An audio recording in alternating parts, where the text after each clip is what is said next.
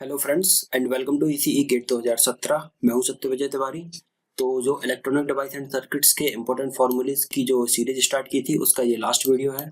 तो इसके पिछले वीडियोज में मैंने एफईटी के कुछ फार्मूलेज स्टार्ट किए थे, तो इस वीडियोज में रिमेनिंग एफईटी के फार्मूले हैं और कुछ बीजीटी के फार्मूलेज हैं।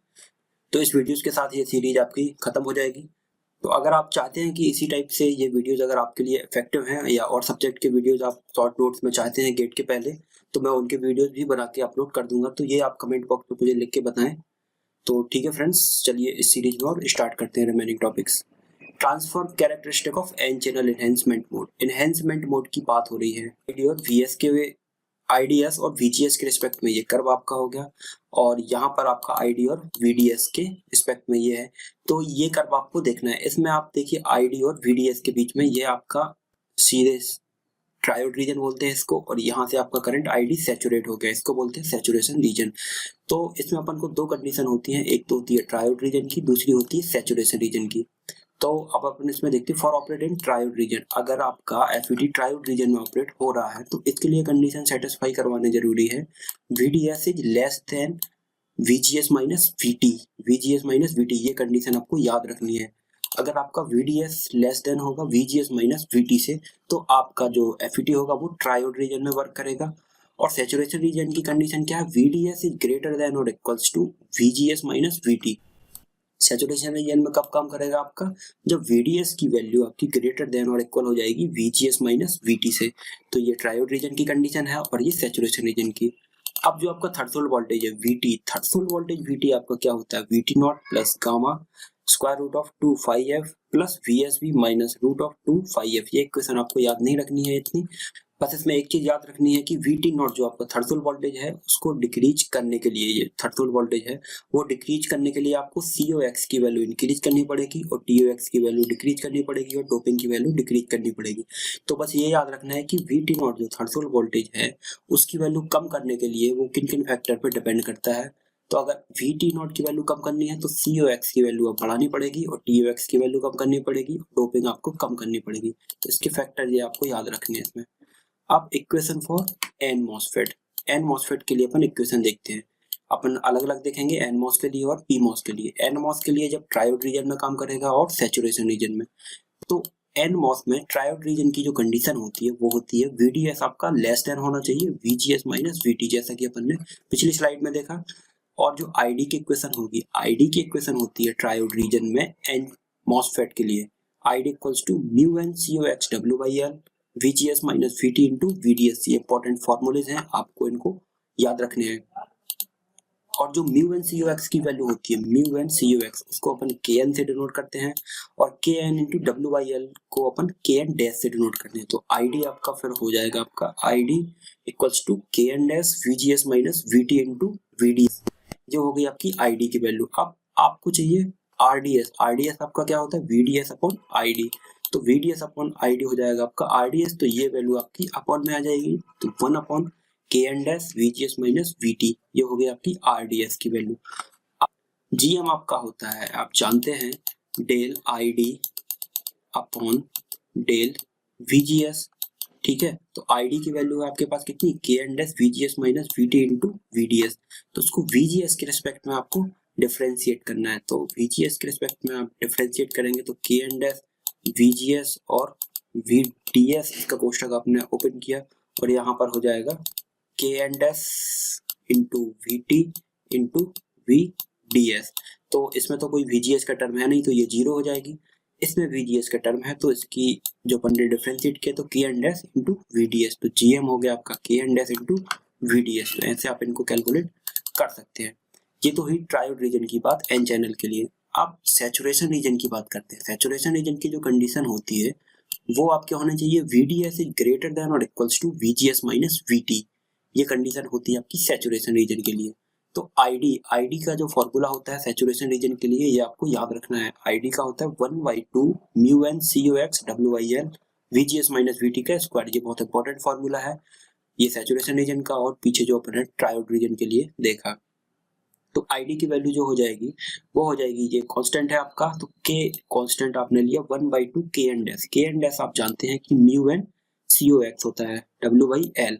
mu1 C W/L, तो K हो जाएगा 1/2 K एंड एस। K अपन ने इसकी जगह पर पुट कर दिया कांस्टेंट के फॉर्म में, तो K into VGS minus VT का स्क्वायर हो गया, ये हो गया आपका ड्रेन करंट। अब GM की जो वैल्यू होगी, GM आप जानते हैं del ID upon del VGS, तो VGS के रिस्पेक्ट में आप इसका डिफरेंशिएट करेंगे तो कितना आ जाएगा, ये 2 आपका बाहर आ जाएगा, तो 2K into VGS minus VT, और VGS का अलग से करेंगे तो इंटू 1 हो जाएगा, तो इसका अल्टीमेट जो GM हो गया आपका वो हो गया 2K VGS माइनस VT, इसका अपन ने डिफरेंशिएट किया VGS के रिस्पेक्ट में। अब ये हुई एन चैनल की बात। अब पी मॉसफेट की बात करते हैं। पी मॉसफेट में जस्ट अपोजिट होता है इसका एन चैनल से। जैसे ट्रायोड रीजन की जो कंडीशन होती है तो वो पी चैनल के लिए डिफरेंट होगी। पी चैनल के लिए जो कंडीशन होगी वो होगी VDS is greater then VGS minus VT। ये जस्ट अपोजिट है। जो एन चैनल के लिए सैचुरेशन की कंडीशन थी वो पी चैनल के लिए ट्रायोड की कंडीशन है।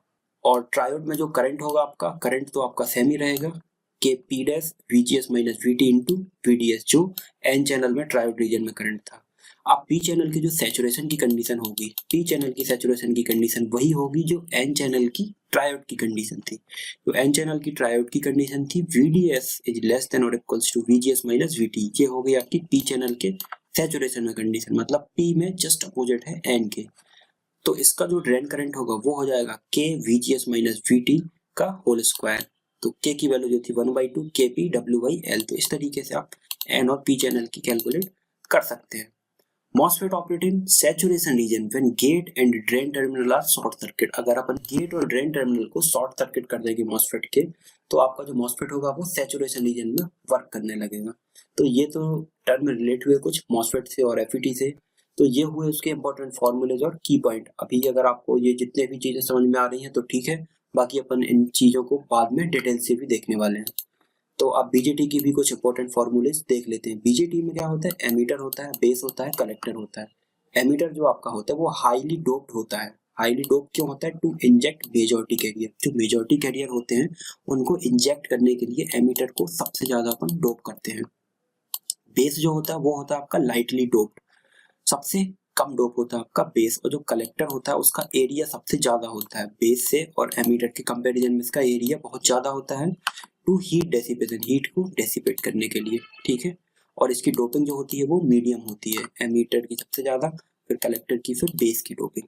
Transistor action take place in base region, मतलब जो ट्रांजिस्टर की मेन एक्शन होती है वो बेस रीजन में कंप्लीट होती है। जो आईसी का इक्वेशन होती है, जो कलेक्टर करंट की इक्वेशन होती है वो होती है alpha times of IE plus IC not. ये चीजें मैंने आपको जो बीजेटीज के वीडियोस बताए थे उन सब में भी आपको बहुत डिटेल से मैं पहले बता चुका हूँ, तो आपको ये सब चीजें तो समझ में आ जानी चाहिए। तो इसमें जो IC होता है वो होता है alpha times of IE plus IC not. IC not होता है आपका माइनॉरिटी करंट और IE होता है आपका मेजॉरिटी करंट। तो अल्फा जो होता है, अल्फा होता है आपका कॉमन बेस में। बेस आपने जब कॉमन किया तो आउटपुट आपने कलेक्टर से लिया और इनपुट आपने एमीटर में दिया, तो अल्फा होता है माइनस IC अपॉन IE। लेकिन ये गेन है, कॉमन बेस का गेन है, उसको बोलते हैं अल्फा। तो गेन आप मॉड में लेंगे तो IC अपॉन IE हो गया अल्फा की वैल्यू। और ये सैप का कॉन्सेप्ट है VCEB, मतलब VCE VEB plus VBC equals to 0 होता है। अब अल्फा की वैल्यू बीटा के टर्म में क्या होती है, अल्फा होता है आपका कॉमन बेस का गेन, बीटा होता है आपका कॉमन एमीटर का गेन। तो आइडियल वैल्यू होती है वो होती है 0.99 1 से हमेशा कम होगी। तो बीटा अपॉन 1 प्लस बीटा, ये होता है अल्फा का फॉर्मूला। और बीटा आपका क्या होता है, alpha upon 1 minus alpha. Beta की वैल्यू होती है 30 to 300। गामा होता है आपका कॉमन कलेक्टर का गेन, तो कॉमन कलेक्टर में हो जाएगा आपका एमीटर अपॉन बेस करंट, ये होगी आपकी गामा की वैल्यू। गामा को आप क्या लिख सकते हैं, 1 प्लस बीटा, बीटा के फॉर्म में। तो गामा की वैल्यू जो होती है वो होती है 50, वो होती है 50। अल्फा की वैल्यू 0.99। ये सब चीजें मैं आपको पहले भी बता चुका हूँ। तो इनके बीच में जो अल्फा बीटा और गामा के बीच में जो रिलेशन होता है वो होता है gamma equals to 1 plus beta equals to 1 upon 1 minus alpha. ये रिलेशन आपको याद रखना है। और जो IE होता है, IE आपका होता है IB प्लस IC, मतलब base current plus collector current. तो इसको अपन ब्रैकेट खोलेंगे तो IB हो जाएगा into beta times of IB, और बीटा टाइम्स ऑफ IB होता है आपका IC। तो IE को आप लिख सकते हैं 1 plus beta times of IB।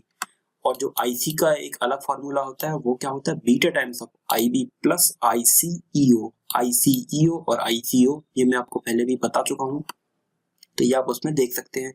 IE जो होता है, IE होता है आपका गामा टाइम्स ऑफ IB, क्योंकि गामा होता है IE अपॉन IB, तो IE को आप गामा टाइम्स ऑफ IB भी लिख सकते हैं।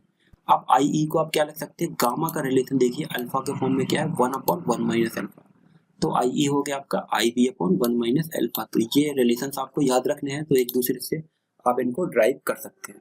ICEO, जो यहाँ पर ICEO है वो होता था आपका 1 plus beta times of ICBO या ICO सैचुरेशन करंट, तो ये आपको याद रखने हैं। अब VBE वही वोल्टेज होता है जो डायोड का वोल्टेज होता है। डायोड का वोल्टेज VBE क्या होता है, eta times of VT log E IE upon IC not. IE हो गया आपका फॉरवर्ड करंट और IC नॉट हो गया आपका reverse saturation current. Forward current या एमीटर करंट और ये रिवर्स सैचुरेशन करंट। तो VBE हो गया eta times of VT log E IE upon IC not. यही इक्वेशंस आपकी डायोड की वोल्टेज की भी होती है, तो आप इनको कैलकुलेट ऐसे कर सकते हैं। अब जो आपका VB होता है, VB जो होता है वो आपका डिक्रीज होता है टेम्परेचर के साथ 2.5 मिली वोल्ट पर डिग्री सेल्सियस। अगर टेम्परेचर 1 डिग्री सेल्सियस इंक्रीज कर रहे हैं तो VB की वैल्यू 2.5 मिली वोल्ट के रेट से कम होती जाएगी। अब इसमें बेस विड्थ मॉड्यूलेशन क्या होती है, by varying the value of VCB। ये मैं आपको पहले बता चुका हूँ। कलेक्टर वोल्टेज आप जब वेरी करते हैं तो आपकी जो बेस होती है वो आपकी वेरी होती जाती है। तो if base decrease then recombination decrease. अगर बेस की जो विड्थ होती जाएगी वो डिक्रीज करते जाएंगे तो बेस के एरिया में जो रिकॉम्बिनेशन हो रहा है वो भी आपका डिक्रीज होता जाएगा। जब वो डिक्रीज होता जाएगा तो आपका कलेक्टर करंट क्या हो गया, इंक्रीज हो गया। कलेक्टर करंट इंक्रीज हो गया तो आपका जो अल्फा होता है आपका IC अपॉन IE। तो जब आपका कलेक्टर करंट इंक्रीज हो रहा है तो आपकी अल्फा की वैल्यू भी इंक्रीज हो जाएगी। अल्फा की वैल्यू इंक्रीज हो जाएगी तो अल्फा आपका क्या होता है, बीटा अपॉन 1 प्लस बीटा, मतलब बीटा की वैल्यू भी इंक्रीज हो जाएगी। तो ठीक है फ्रेंड्स, इस वीडियो में इतना ही, और इसके साथ ही ये EDC के इंपोर्टेंट फॉर्मूले जो की पॉइंट की सीरीज खत्म होती है। तो अगर ये वीडियोज आपको इफेक्टिव लगे या आप चाहते हैं कि मैं इसी तरीके से और भी सब्जेक्ट को एक्सप्लेन करूं गेट के पहले, तो आप कमेंट बॉक्स में उनको जरूर लिखें, मैं उनके भी नोट्स प्रिपेयर करके उनको एक्सप्लेन करूंगा। तो ठीक है फ्रेंड्स, थैंक यू।